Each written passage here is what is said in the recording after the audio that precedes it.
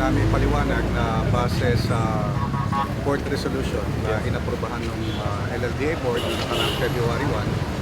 Ngayon lahat ay binibigyan ng deadline. Okay. March 31, 2017, Opo. deadline para lahat ng mga may fish pen Opo.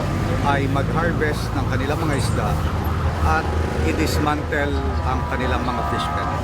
Ang deadline ay March 31, ibig sabihin, pagkatapos ng March 31, lahat ay tatanggalin Okay. ng LLDA.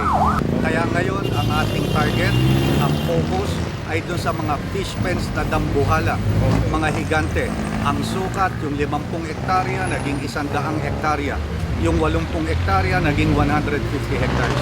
Kaya yan ay ang Fish magiging pen lang yun, sir. Ay, binabanggit fish pen hektarya. at fish cages. Pati Ganun yung fish kalaki? cages, ganong kalalaki. Para naman ang mapagbigyan ay yung mga maliliit na mangingisda. Okay. Yung mga maliliit na mangingisda hindi gagalawin, pero pag nawala na yung malalaki, isasaayos sila, Opo. ilalagay sa tamang lugar, pero yung sukat, maliliit na lamang. Bawal na yung mga higante at malalaki. Sir,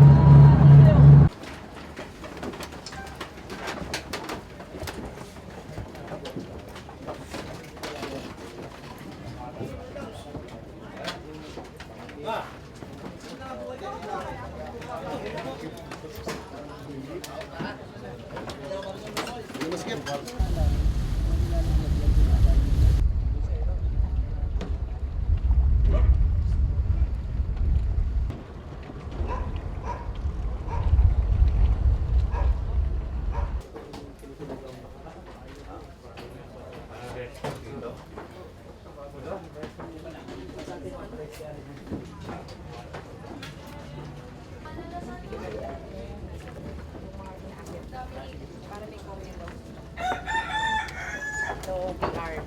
Bye. Bye. Bye.